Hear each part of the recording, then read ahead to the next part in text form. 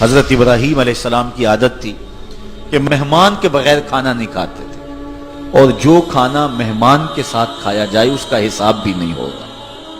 ساری زندگی یہ ان کو معمول رہا ہے۔ ایک دن بھوک لگی، گھر والوں کو کھانا پکانے کا کہا اور خود مہمان ڈھونڈنے نکلے۔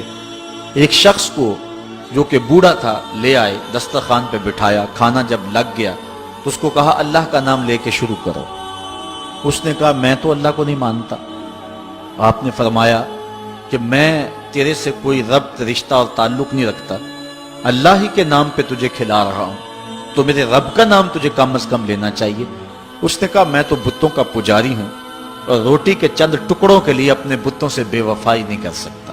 حضرت ابراہیم علیہ السلام بولے جب تو اتنا غیرت مند ہے کہ میرے رب کا نام نہیں لیتا اور اپنے بتوں سے بے وفائی نہیں کر سکتا، تو پھر میرا بھی تو کیا لگتا ہے، اگر میرے رب کو نہیں مانتا تو میں تو کھانا اس رب کے نام پہ کھلاؤں گا، کھاتا ہے تو ٹھیک، نہیں تو تیری مرضی۔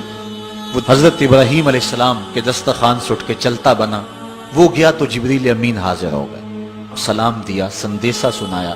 رب کہتا ہے اے میرے خلیل، تو نے میرا ایک بندہ ناراض کر دیا۔ یا اللہ، وہ تیرا بندہ تھا، وہ تو تیرا نام لینا گوارا نہیں کرتا تھا، اور تو فرما رہا ہے کہ وہ میرا بندہ تھا۔ ارشاد ہوا ابراہیم بتاؤ اس کی عمر کتنی ہوگی؟ یا اللہ 80 سال کے قریب ہوگی۔ کہا اتنا عرصہ ہو گیا نا میں اس کو رزق دے رہا ہوں، تم ایک دن نہیں کھلا سکے؟ اب حضرت ابراہیم اس کو ڈھونڈ رہے ہیں، وہ دور پہاڑ پہ جا چکا ہے۔ اس کے قریب پہنچے، کہا میاں کھانا ٹھنڈا ہو رہا ہے، جلدی آؤ۔ اس نے کہا ایک شرط ہے، تمہارے رب کا نام نہیں لوں گا۔ کہا نہ لینا آؤ۔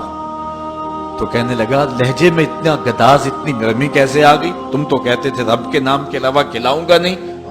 کہا کہ اسی رب کا ہی تو پیغام آیا ہے کہ میں بھی اس کو دے رہا ہوں۔ اس نے کہا اگر تیرا رب اتنا اچھا ہے تو کھانا بعد میں کھائیں گے، پہلے اس کا غلام بنا لے مجھ کو۔ تو وہ رب ہے سب کا، ہمارا حق ہے کہ ہم اس کی پوجا کریں۔ تو اللہ تعالیٰ جل شانہ نے ارشاد فرمایا یا ایھا الناس اعبدوا ربکم، اپنے رب کی عبادت کرو۔ ایک تو وہ تمہارا رب ہے، اور پھر الذی خلقکم، اس نے تمہیں پیدا بھی کیا ہے۔ توجہ چاہوں گا، کتنی شان ہے کہ اس نے تخلیق بھی کیا اور پھر اس نے تمہاری تربیت بھی کی۔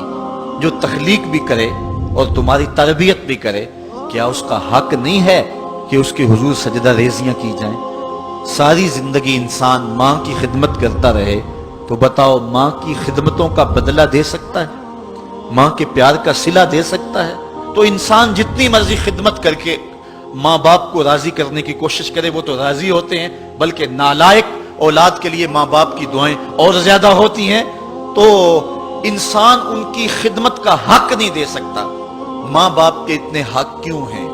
اس لیے کہ ماں نے بیٹے کو جنم دیا، جس نے جنم دیا ہے اس کے اتنے حق ہیں، تو جس رب نے خلق کیا ہے اس کے کتنے حق ہوں گے؟ جس نے تخلیق کیا ہے، دستے قدرت سے بنایا ہے، تو پھر اس کے کتنے حق ہوں گے؟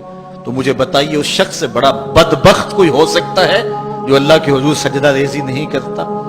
صبح کے وقت چڑیاں بھی اللہ کا نام لے رہی ہوتی ہیں، حشرات الارض بھی رب کا نام پکار رہے ہوتے ہیں، بلوں سے سر نکال کر جانور بھی اللہ کا نام پکار رہے ہوتے ہیں، اور اس شخص سے بڑا بد نصیب زمانے میں کوئی نہیں ہے کہ جو اللہ کے حضور جھکنا نہیں جانتا، جو اللہ کے حضور جو ہے وہ عبادت کا سر نہیں رکھتا۔ وہ رب ہے جو تمہیں پیدا کرنے والا ہے۔